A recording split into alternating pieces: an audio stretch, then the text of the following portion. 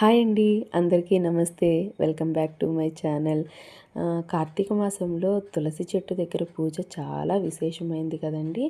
అటువంటి తులసి చెట్టు దగ్గర పూజని నేను ఏ విధంగా చేసుకుంటాను అనేది మీకు ఈ వీడియోలో షేర్ చేస్తున్నాను, చూసేయండి.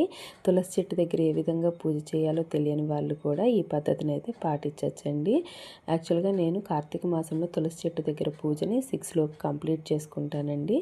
ముందుగా అయితే తులసి చెట్టు దగ్గర వాటర్ జల్లి నీట్గా వాటర్తో కల్లాపు జల్లినట్టుగా వాష్ చేసుకొని ముగ్గునైతే పెట్టుకుంటానండి.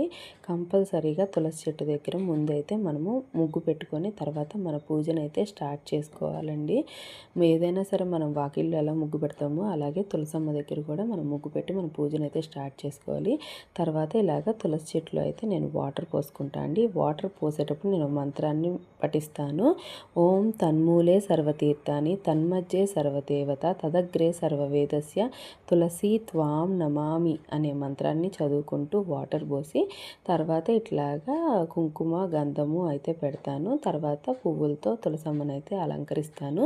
నేను చెప్పిన ఈ మంత్రాన్ని పఠించడం వలన మనకి త్వరగా రుణబాధలు ఏమైనా ఉంటే తీరిపోతాయి అనేది నేను ఒక వీడియోలో చూశానండి. అప్పటి నుంచి నేనైతే ఈ మంత్రాన్ని పఠిస్తాను తులసమ్మకు వాటర్ పోసేటప్పుడు.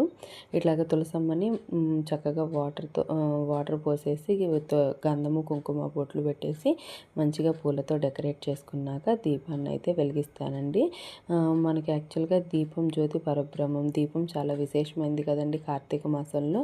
అందుకని దీపాన్ని చుట్టూతా కూడా నేను పూలతో అయితే ఇట్లాగా దీపం చుట్టూతా పూలతో కూడా డెకరేషన్ చేసుకుంటానండి. ఇంకా ప్రసాదం విషయానికి వస్తే తులసి చెట్టు దగ్గర ఫ్రూట్ అయినా పెట్టుకోవచ్చు. నేనైతే మ్యాక్సిమం ఫ్రూట్ లేకపోతే కిస్మిస్ ఒకటి, లేకపోతే షుగర్ చిప్స్ ఉంటాయి చూడండి, అవి పెడతాను. ఇంకొక విషయము, మనము ఎప్పుడూ కూడా దీపాన్ని అగ్గిపుల్లతో డైరెక్ట్గా వెలిగించేయకూడదు. ఏకహారతితో కానీ ఇట్లాగా సాంబ్రాణి పుల్లలతో కానీ వెలిగించాలి దీపాన్ని. తర్వాత తులసమ్మకి ధూపాన్ని చూపించేసి నేను ఒక 3 ప్రదక్షిణలు అయితే చేసేసుకుంటానండి. చేసేసుకొని తులసి చెట్టు దగ్గర నా పూజనైతే కంప్లీట్ చేసుకుంటాను.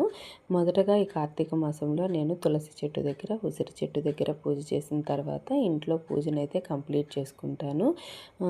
ఈ పూజ చేసే విధానంలో ఎవరికైనా ఏమైనా డౌట్స్ ఉంటే నాకు కామెంట్ సెక్షన్లో తెలియజేయండి, తప్పకుండా రిప్లై ఇస్తాను. ఒక్కొక్కరు ఒక్కో పద్ధతిలో చేస్తారండి పూజని. నేనైతే తులసి చెట్టు దగ్గర ఈ పద్ధతిలో అయితే చేస్తూ ఉంటాను. అంతేకాకుండా 366 ఒత్తులు మనము గుళ్ళో వెలిగించుకోలేని వారు తులసమ్మ దగ్గర కూడా వెలిగించుకొని పూజనైతే కంప్లీట్ చేసుకోవచ్చండి కార్తీక పౌర్ణమి రోజు. ఈ వీడియో నచ్చితే తప్పకుండా లైక్ చేయండి, షేర్ చేయండి, అలాగే